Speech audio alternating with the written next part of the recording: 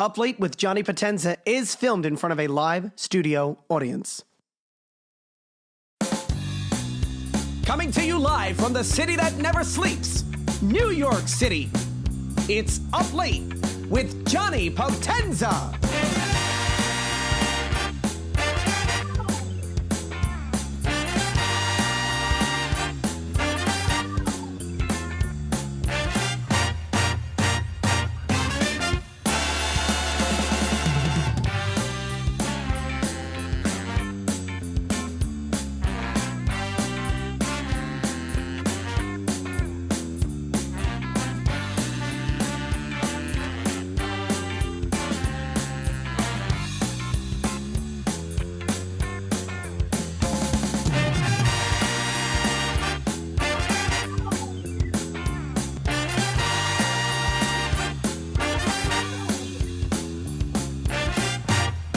Making his first television appearance after a 2-year hiatus, it's the long-awaited return of your host, Johnny Potenza.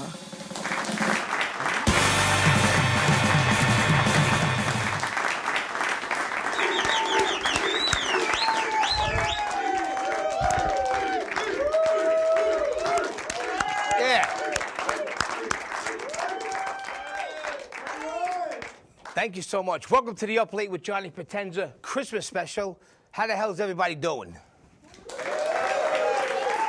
That's what I like to hear. Thank you so much for sticking around. I know it's like a 3-ring circus over here.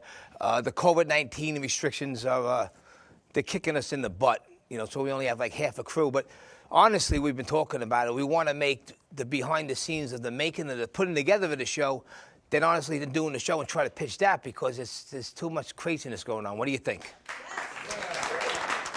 Yeah, you know, so listen, it is what it is. We're here tonight. Thank God we're all here, and I'm glad that everybody's here. I have a lot of old friends, new friends, and some family here. How was everybody's Thanksgiving? You see over here, I went to go get another suit, a jacket, and it was like a third of the price. I said, hell with it. I didn't eat nothing for 2 days, so I just squeezed into it. But we're running behind time, so we're just going to get on with the show and announce the guest. And too bad we don't have enough Italians in the audience because I don't know what I would do. I don't know what I would do. Now listen, my first guest, he's hailing from Brooklyn, and he got his first big break in 1993 on the hit film A Bronx Tale. We have actor Patrick Borriello in the house. Yeah. You've seen him on Opie and Anthony, The Howard Stern Show, Artie Lang, and any comedy club that will let him in. We have the one and only, what's his name? Mike Bischetti. Yeah. Hailing from the Garden State, New Jersey, we have a couple of the crew members from the Wiseguyz show. And get a load of this. We got Freddie the Fireman, and we got Mike Jumpin' DeGennaro in the house. I don't know. They call me crazy. But for my featured guest tonight, it's a treat to have him on the show. He's been on before. You know him, he co-starred as Fox in the cult classic film, The Warriors, American Buffalo with Al Pacino, Justice for All, just to name a few. Guy wears many hats. He's an actor, he's a director, he's a producer, he's a musician, he's a writer, he's a teacher. Anything else? You wash cars or no? We got the one and only Thomas G. Waits in the house. Yeah. Yeah. I'm not done yet. For the musical guest, too, Tommy brought in his band. It's the Thomas G. Waits Project. And I have the pleasure of filling in on the drums that night. So we're going to bring him on tonight. Yeah. I'm going home. No. So let's get the show started. I'm going to sit down, talk a little island news, and then we're going to bring in our first guest. All right, yeah. Thank you. All right. It's good to be back at CTV, my home base. And I want to clear the air with a lot of people out there that watch the show. They say, he just films at CTV. It's Staten Island cable. It only films on Staten Island. It's public access, and we air on cable. And, you know, We do what we do with the budget we got and the facility we got, and we got a great facility and great staff members when we have everybody here. But the show airs in all 5 boroughs of New York, so it's in the Bronx, Queens, Manhattan, Brooklyn, and so forth. Parts of Long Island, and it airs in L.A. My main thing was East and West Coast, and then you can watch it anywhere on the internet. So let's clear that up. St. George Theater's back up for events like I announced last show, and I just saw Anthony Rodeo and our good friend Goomba Johnny. The place was packed, so that's the place for events on Staten Island. So if you want to go there and check it out, just go to their website. I'd like to give a special shout-out, thank you, to a good friend of mine, another actor and director, my good friend Sean Kanan from California. His claim to fame started him off with the Karate Kid 3 as Mike Barnes. As his years went on, he became into a soap star and back into the movies. He just won his first Emmy in 2021 for Best Daytime Drama Short. So let's give it up for Sean. A lot of years of hard work. And I'll see you New Year's Eve, Sean. So listen, we're going to bring in our first guest to get the show started. And as I said, he's hailing from Brooklyn. Let's give it up for actor Patrick Borriello. Patty boy. What's up, my brother? What's going on? Give yourself a clip. So listen, you've been around a while. We want to talk about how it all started for you. You got your big break on The Bronx Tale. Yeah. How old were you, 9 or 10? No, I was 12 years old. Oh, you were 12, but you played a 9-year-old. Yeah, Slick was 9 years old. Okay, yeah. Tell us the story.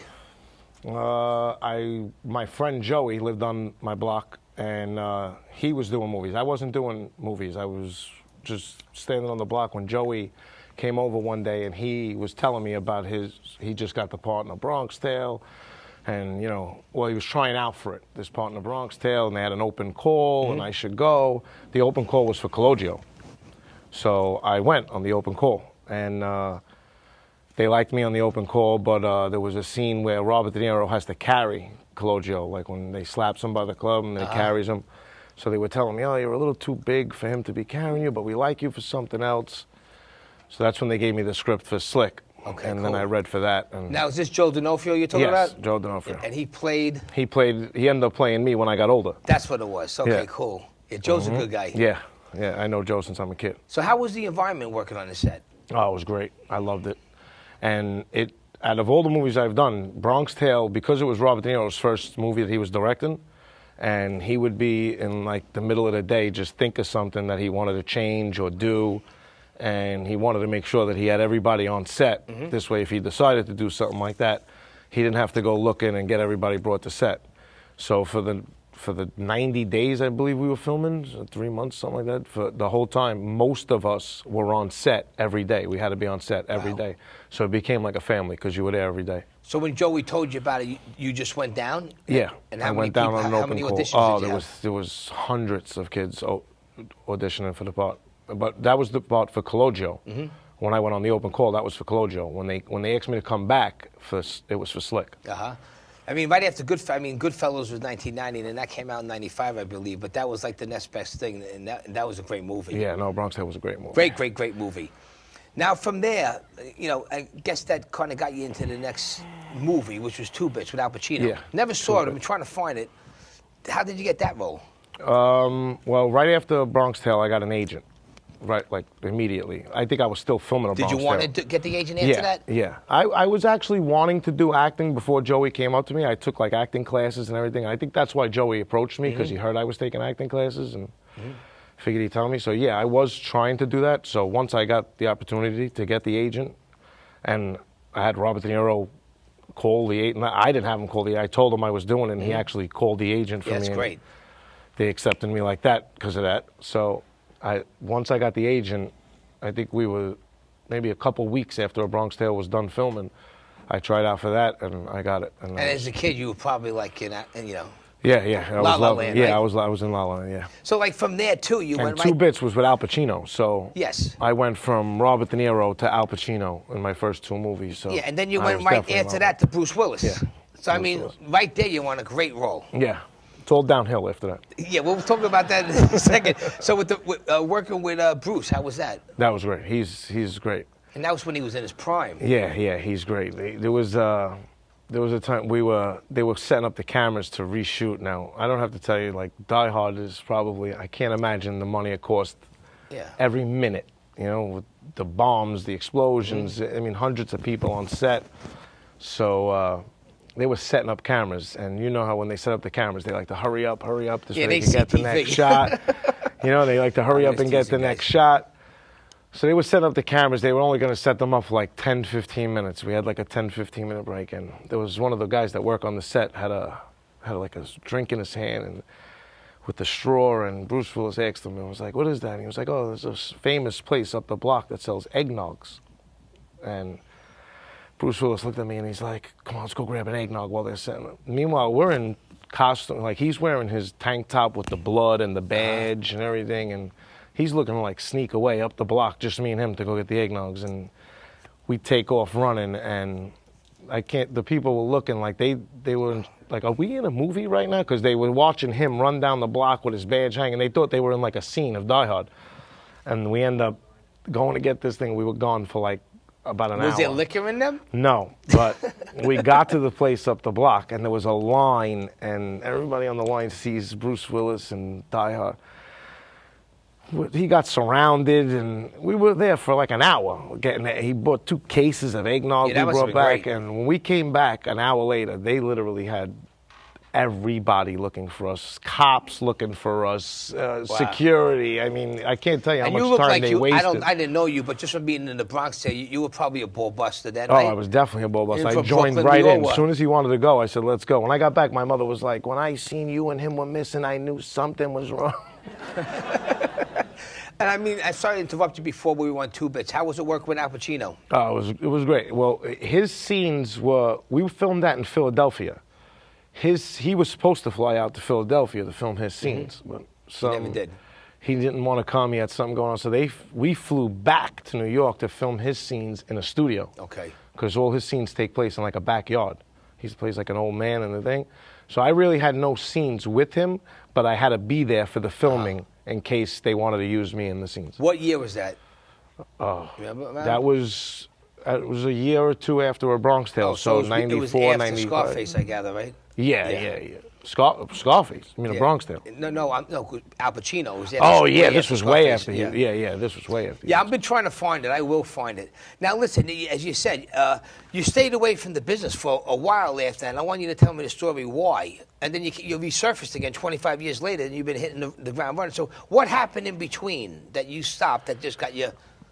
Well... If you don't mind me asking. No, it was just that I was always working, always filming and this and that. And then I started like, you know, I guess as I was getting a little older, I started to like I wanted to work, you know, and hang out with your friends. And then it just got to the point where my brother started acting and like a lot of things, and I just started working. And then my mother like was more worried about him then, because I just was more concerned about, like, I just wanted to be with my friends, hang out and work. And that's rare, too. And it was like you miss your opportunity because you're at that age. Yeah. So I was at the age where you're not supposed to stop. And then you'll end up stopping for a little while and you'll come back. Who knows? Good thing you stopped. Early. You might have been with Todd Bridges and the rest of them. You know, all those.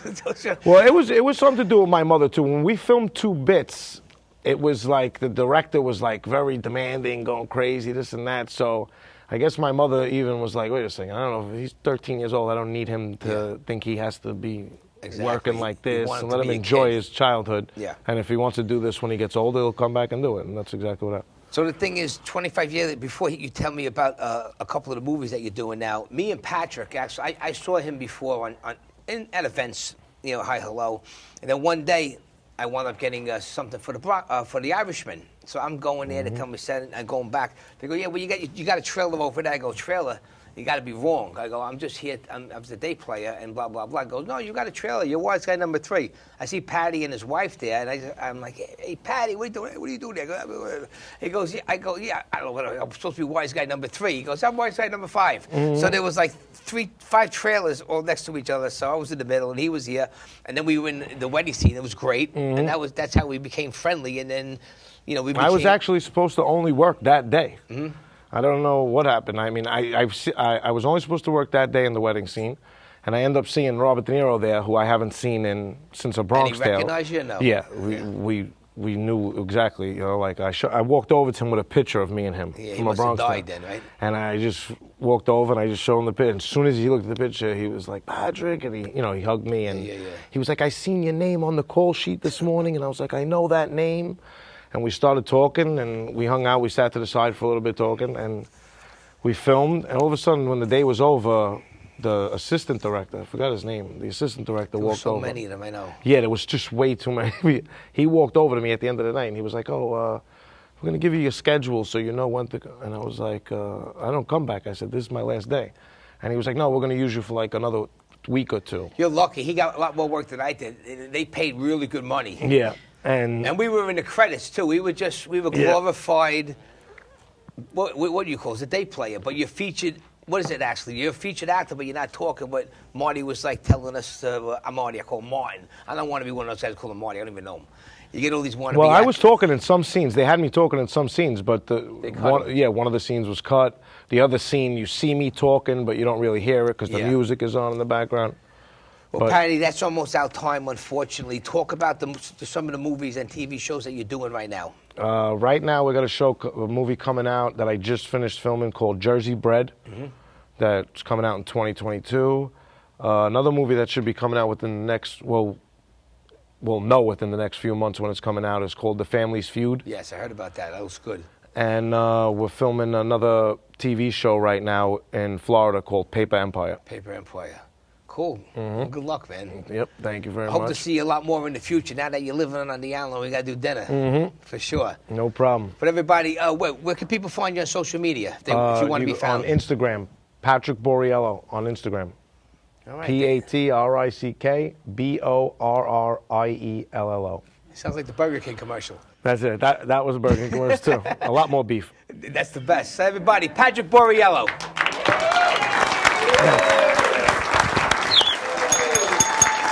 Yes. All right, my next guest up tonight, as I said, he's on Opie and Anthony, The Howard Stern Show, Artie Lang, and any club that would allow this guy in. Let's give him an up-late welcome for Mike Bischetti.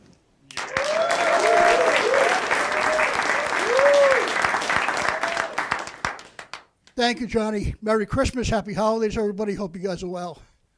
Thank you. Yeah. Thank you. When I was in the 5th grade, I was the tallest kid in my class. That's because I was 27. When I was a kid, I had an imaginary playmate. He was an alcoholic. I called him Dad. Thank you. I drank my first beer at 10 years old. I figured, hey, it's my parents' wedding. Why not enjoy it? Thank you. My cousin married a stripper, so I give her $50 in singles for their wedding. You guys are awesome. Give it up for yourselves. Thank you, because, thanks. The first time I had sex, I was 18 years old. I hope the second time is even better.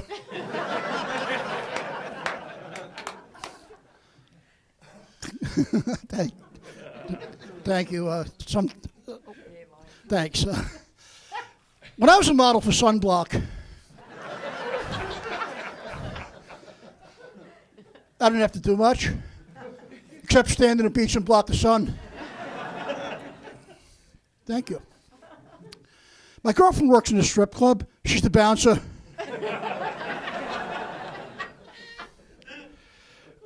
I went to this topless club. They made me put my shirt back on. Thank you.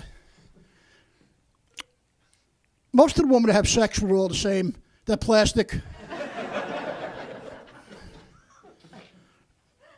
Is it okay to curse in here, John? Do whatever you want. Okay. I had this blind date. That's the only reason why she fucked me.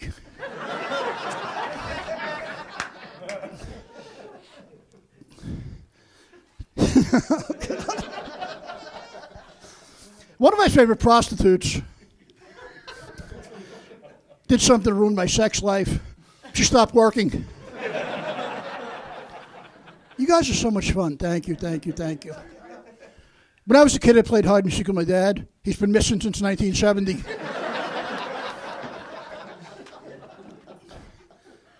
Thank you. I fell asleep at a science fair. When I woke up, I found I were in first place.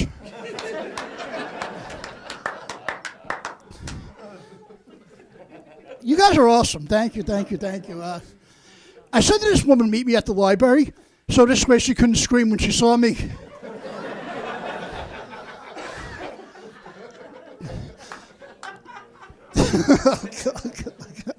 You guys are so much fun. Thank you.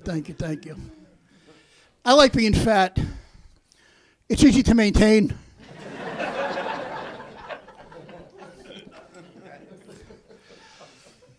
I have this exercise bike that stays in one place, the box of Cayman. Thank you. You guys are so much fun. I didn't like smoking pot, but I totally enjoyed having the munchies.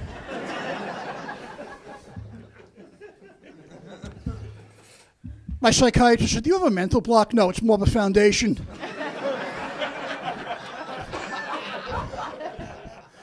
Thank you, guys. Anyway, I quit going to my psychiatrist when he started charging me for second personality.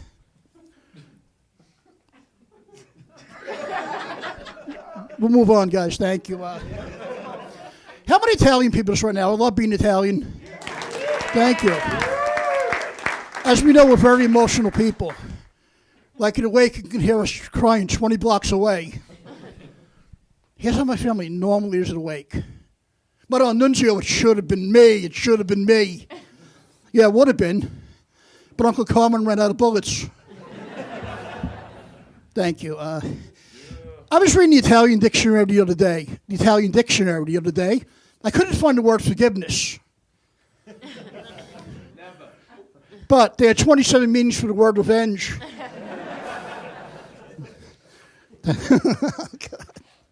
I know that's pretty true sometimes in my family, but I love them anyway. Thank you. The best thing about dating a manic depressive is it's not my fault if she has a crappy time.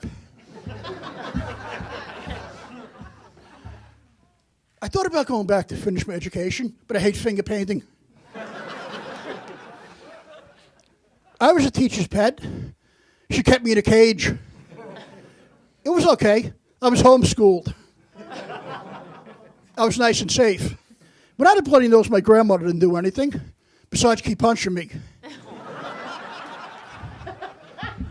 You guys are a sick bunch, but I love you. Thank you. My dad took us all to AA and said, this is my family. They're the reason why I'm here.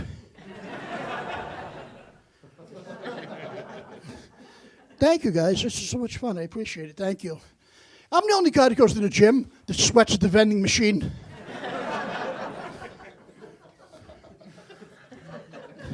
Thank you. One of my favorite actresses is Christina Ricci. I love her. She's hot. She's adorable. She plays all psycho chicks in movies. I love to become famous and one day to bang her.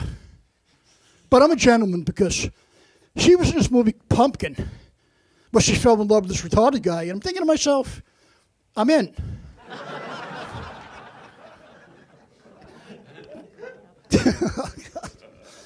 Thank you. Most people look horrible when they wake up. I look like Brad Pitt. But it gets worse as the day goes on. Thank you. You guys are so much fun. I appreciate this. Thank you. Let's give it up for the military. We're safe now, kicking butt. I love them.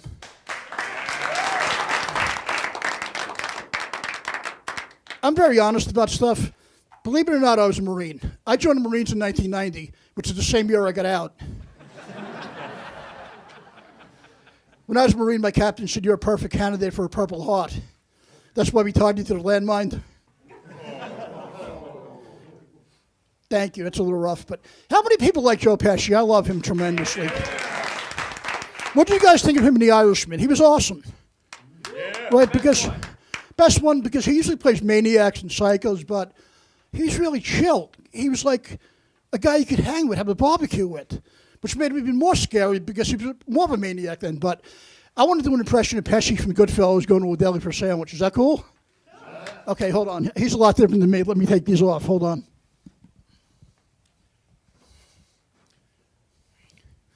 Hey, you motherfucker. Where's that sandwich, you cocksucker? You stuttering prick, you fucking Henry. Burn that motherfucker. Hold that cocksucker, you Henry. I'll whack you, you prick. Thank you. I actually had a fight with a bus driver on Staten Island one day, taking the express bus into the city. He was kind of a dick to me, so I was like, hey, fucko, I got that badge. I'll be back for you, you prick. Hey, shut the fuck up and I'll smack you. Thank you. I use his voice instead of mine. You guys are so much fun. Okay, guys, I just want to wish you guys a Merry Christmas, Happy Holiday, an awesome 2022, and let's go. Yes, thank you, Johnny.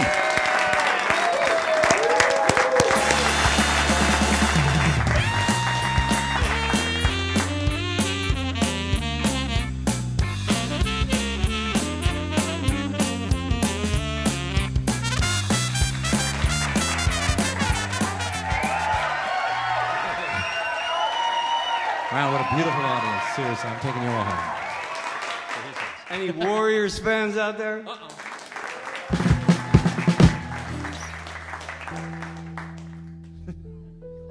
Anything fans out there? Welcome to Up Late with Johnny Potenza. Johnny P. I'm Tommy G. Waits, and this is the Thomas G. Waits Project. I want to say Happy Holidays, Merry Christmas, and Happy New Year. And this first song is from my film, Target, a post-pandemic sexual comedy. You'll laugh till you'll cry, or you'll die. Count it.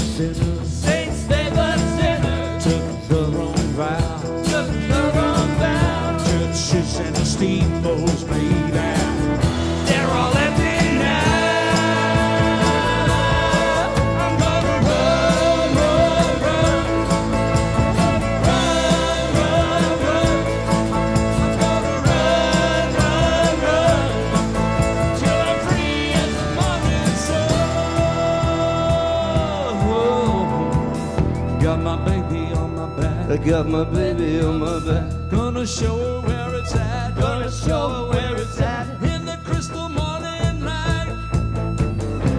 I'm gonna treat her right. Shadowy water.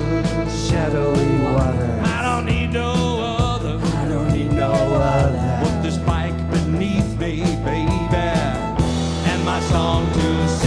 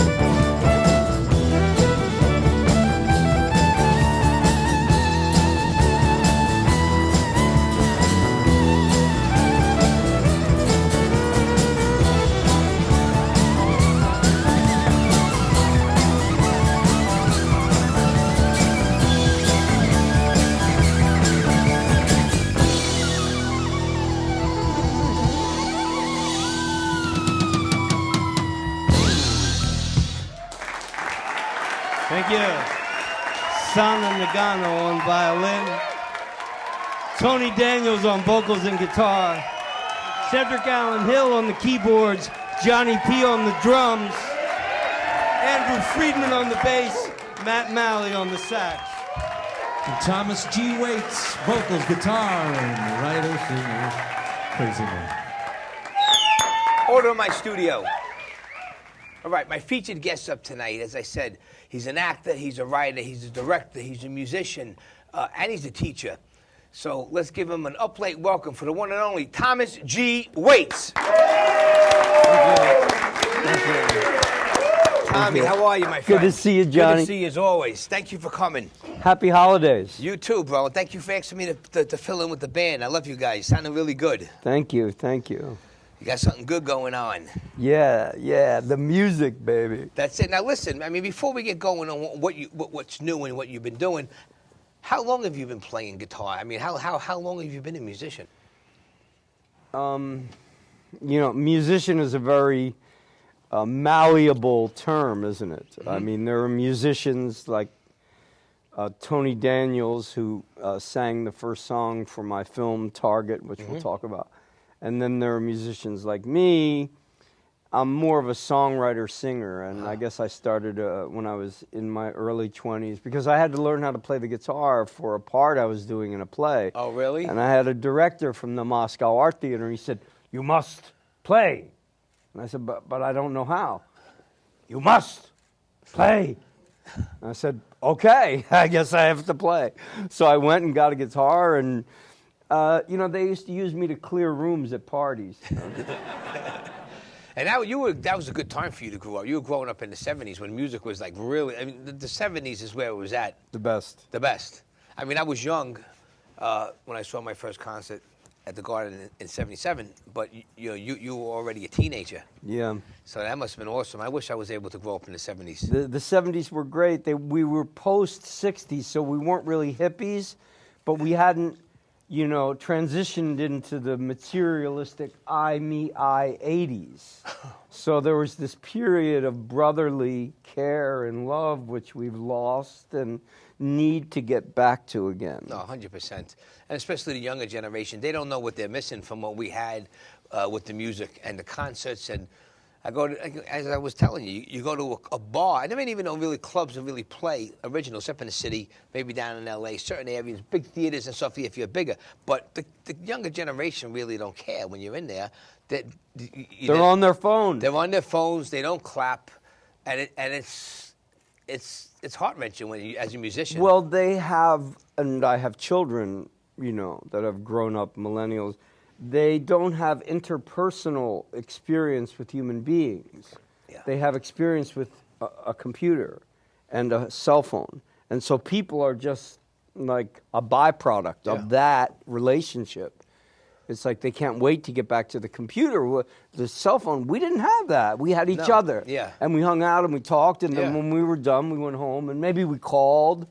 But there was a real visceral relationship, which is fundamentally missing from this generation, I feel. I like the cell phones. I wouldn't mind them banning texting and just keep the cell phone and the smartphone, because to me the texting's a pain in the ass after a while. It's good for a couple of short messages, but there's a lot of people I know that I wake up in the morning, they send me like 3-4 paragraphs. It's like, do I really have to read this right now? Leave me a message, I'll call you back. Right? Yeah. So now listen, talk about your new film, Target. Now, you wrote it or you directed it? You're doing everything. Tell me. Okay, so the pandemic came and COVID hit, and we were paralyzed and quarantined, and there was nothing I could do. And I've always wanted to write and direct my own film. I have my MFA in writing from the University of Iowa, and I've written plays before and had a few of them published and produced, but I've never. I was hired to write one screenplay, but it never really took off. And so I decided to sit down and write this movie, Target, which is about a man in his 50s that's going through a raging sexual identity crisis. And the only way he can get sexually aroused is to have his wife, 30 years his junior, model beautiful, have sex with another man. Oh. And it's quite a loaded... composition there to start with. And what happens is she's quite astonished in the beginning. She's like, what, aren't I good enough for you? She's beautiful, right? But he's like, I need this. I need you to do this. I mean, no one has ever really dealt with that topic, have they? No. I mean, there are movies about cheating, and have you ever seen a movie where a guy goes, I want you to have an affair with someone else? You hear about it, but you never seen it in the movies. Right. And this is quite crafted to tell a story where it's sort of like The Big Lebowski meets Meet the Fockers. And it's really quite a lot of fun. A cool comedy too, right? It is. It's a cool comedy. There's a lot of great laughs in it. I was talking with my friend Kelsey Grammer last night, and because he's kind of sort of alluded to in it, because he makes a beer called Faith American, and I had to get his permission, of course, and he sent us cases of beer for the film.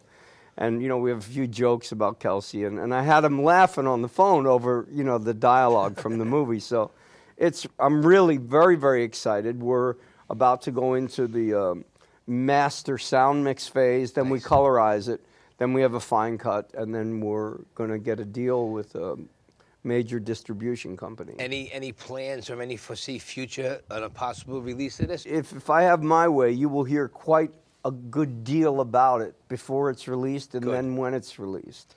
I wanted to do what Portnoy's Complaint did in 1969. I wanted to do to the literary world.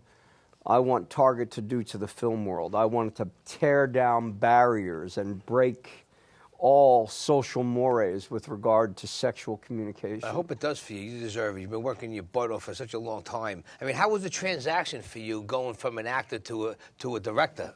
Well, I've directed many plays, Shakespeare plays, and I'm quite accustomed to working with actors, but I had to learn how to direct for the camera. So on stage, it's very presentational, and on film, it's much more about the relationship, and it's much more about the composition. So it was a very educational experience for me, and you have to really examine the frame so that the background is as interesting as the foreground.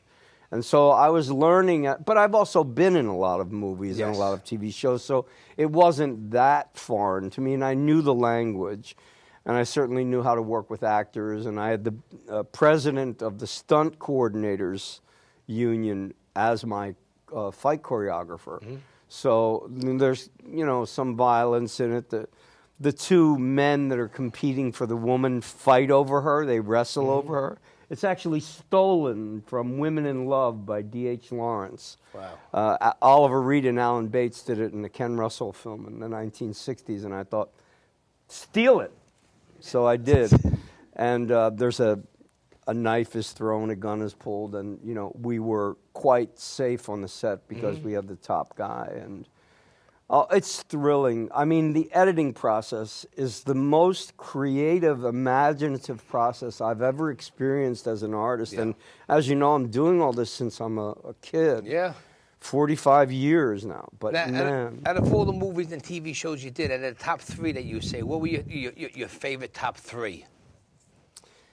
And Justice for All with Al Pacino was probably my favorite because, there I was with the master and working with him. When I saw The Godfather when I was 16, I don't know about you, but I became Al Pacino for about a week. I walked around, trying to talk like him, and he's just so brilliant. And then, to work with him, and Norman Jewison, a great director, was just, I don't know. I guess the Buddhists call it nirvana.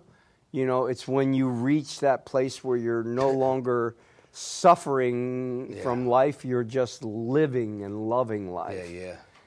So I would say And Justice for All is the first, and The Thing with John Carpenter as the director and Kurt Russell as the star, and Keith David and many, many other great actors. The late, great A. Wilford Brimley, who just passed, and I'd gone out to his memorial in St. George, Utah.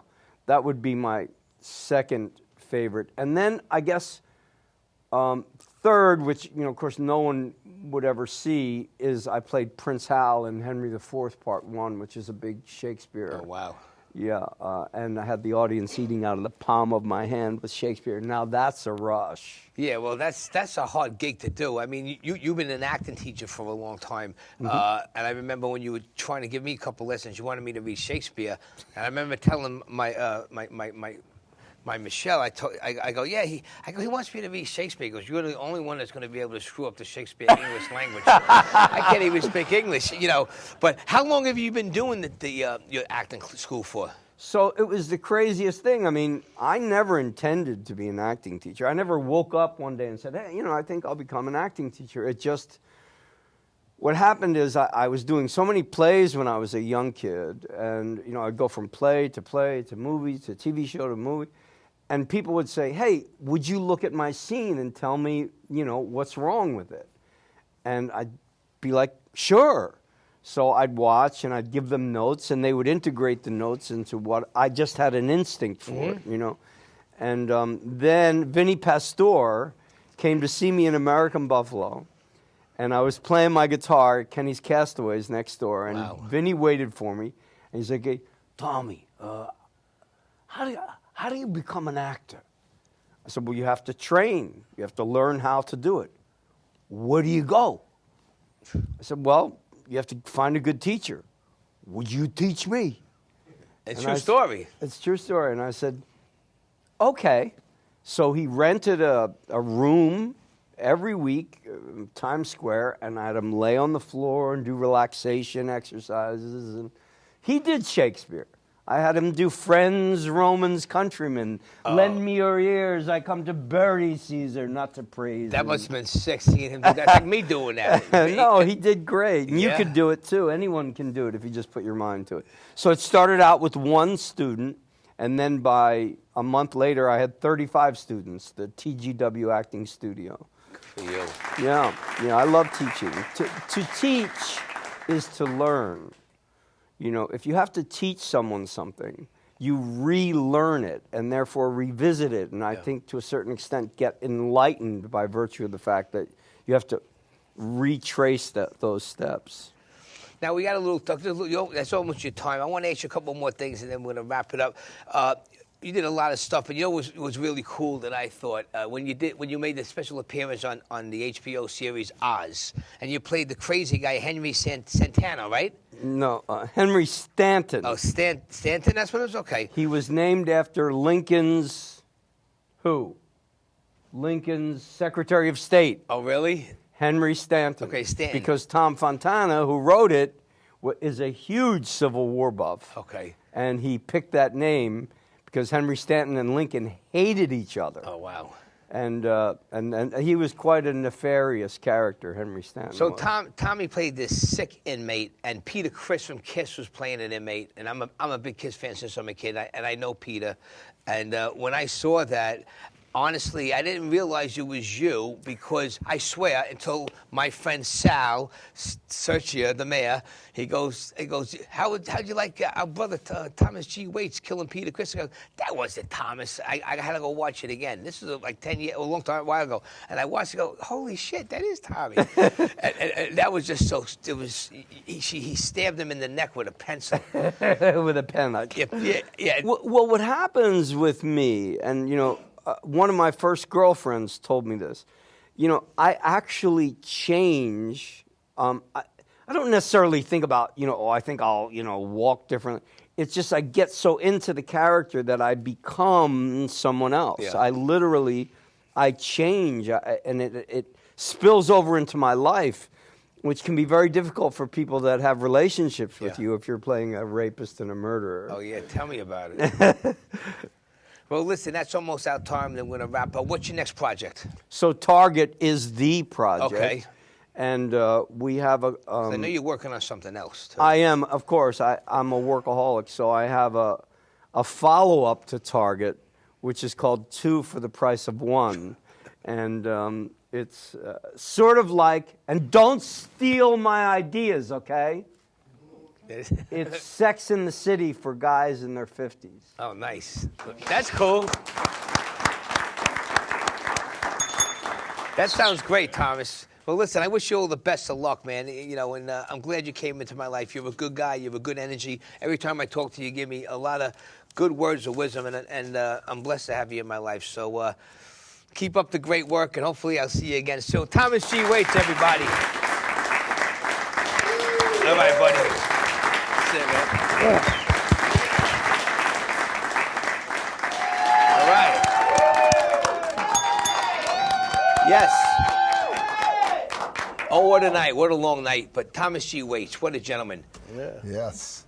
But my next guest up tonight, they're hailing from the Garden State, as I said, from the Wiseguyz show. We got Freddie the Fireman and Jumpin' DeGennaro in the house.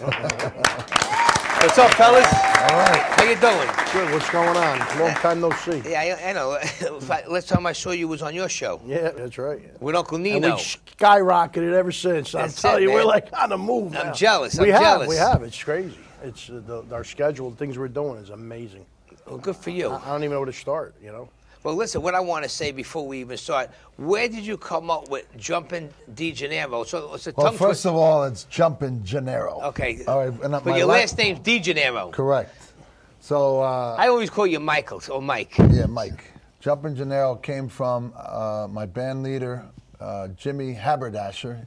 A friend named Jim D'Antonio reached out to me a little after my father passed, and he knew that I loved to sing, and he approached me about putting together a swing band.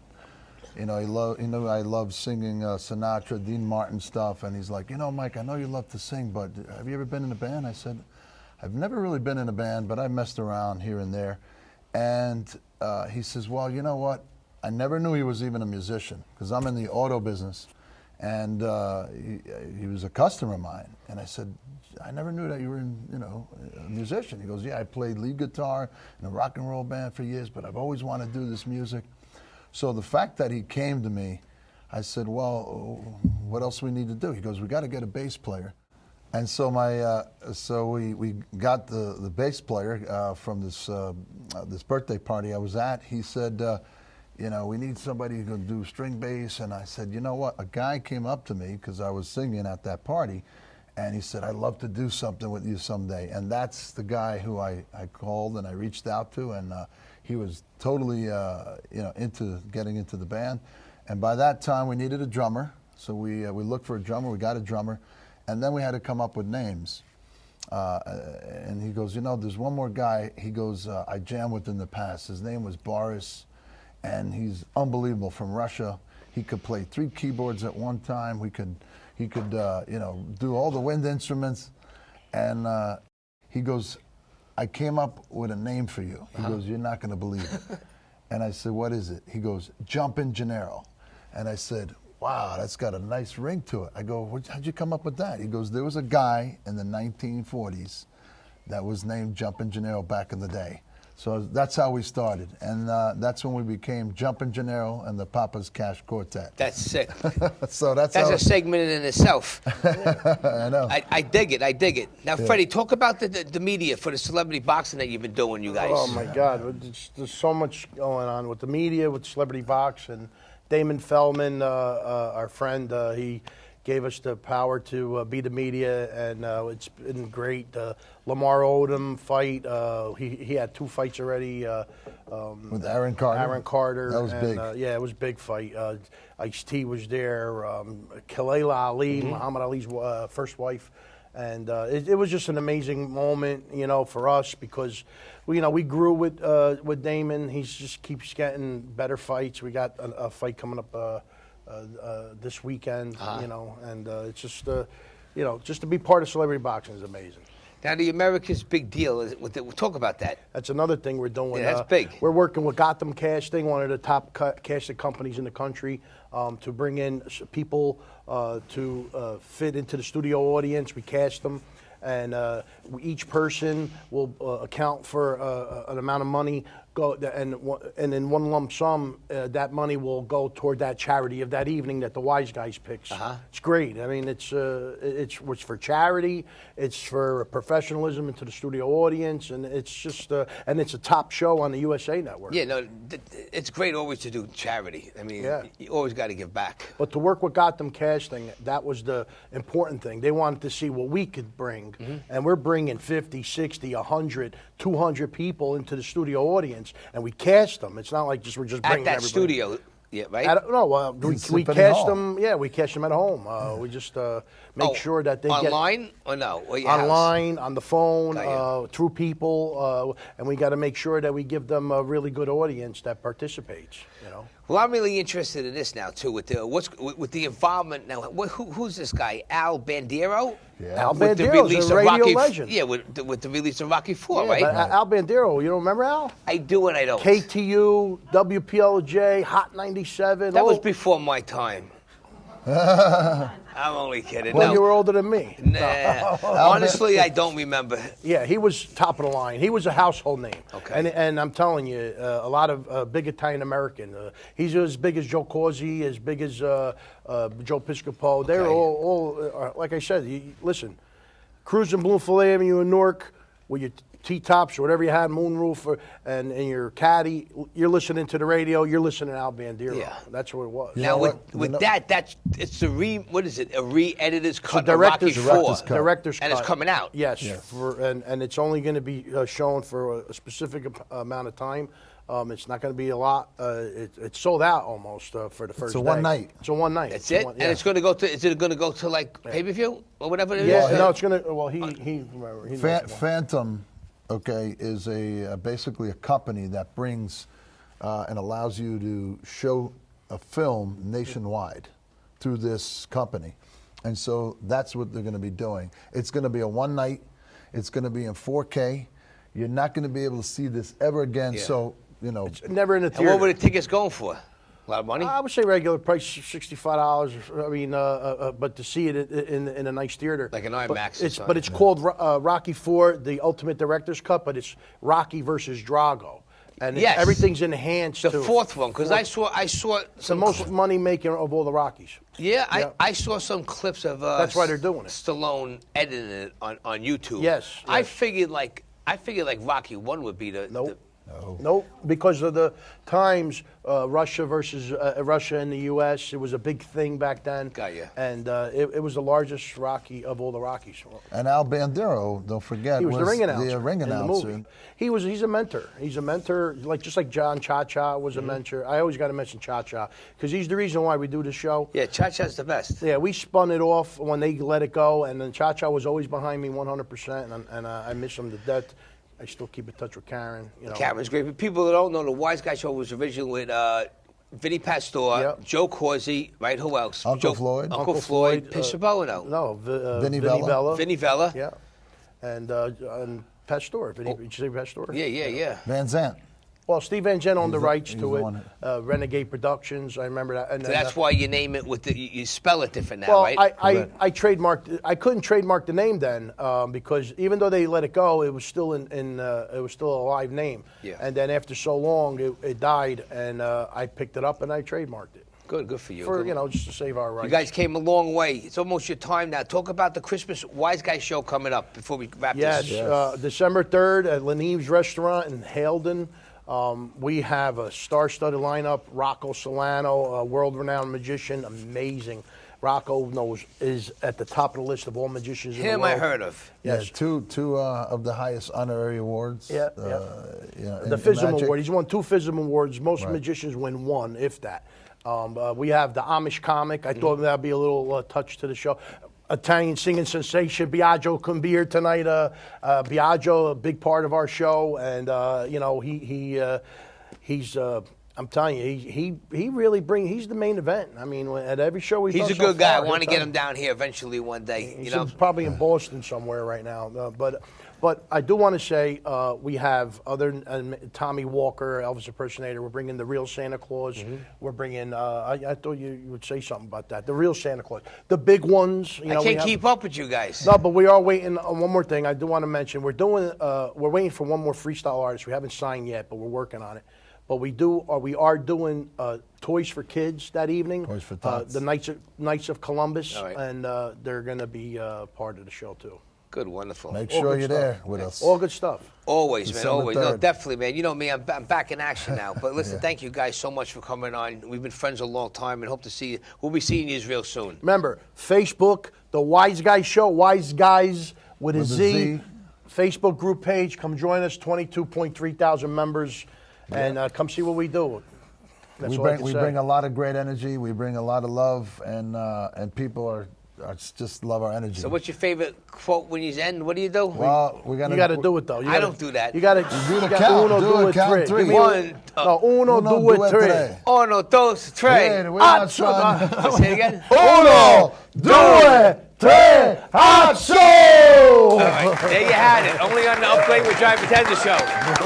All right, Freddie the Johnny. Fireman and Jumping Gennaro. That's it. Oh wait, can we mention Annette, the talent coordinator, while we're here? Absolutely. Just Yes, say a yes. special shout. She's off the screen. Come on, man, come Without on. her, this show wouldn't even be happening. She's behind the scenes. She's Yes, the she talent is. Come over coordinator. and She say a handles quick all hello. of- Come over here. Where's she gonna go? She's gonna. Nah, but we mentioned her. She that's knows all. I love her.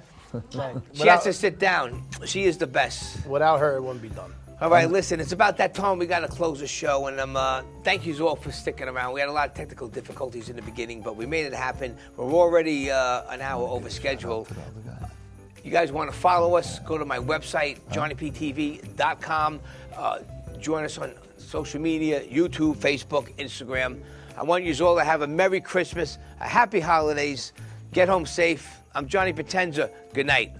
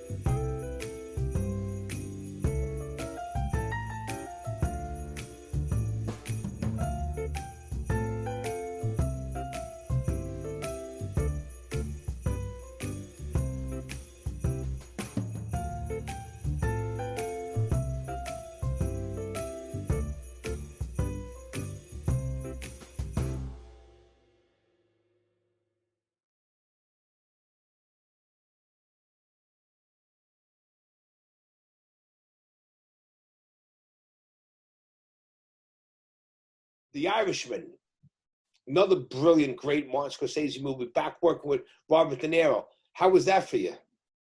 Well, I was happy because I never got to work with Joe Pesci.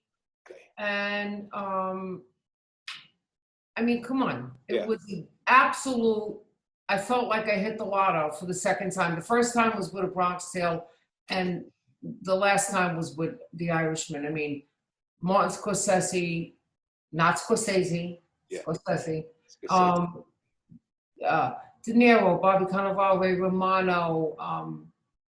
I mean, this was amazing. It was amazing. It was sick. It was a sick experience, especially with Al Pacino. When I was in the room one day, I was in the room with a room this big with Al Pacino, Robert De Niro, Joe Pesci, Marty,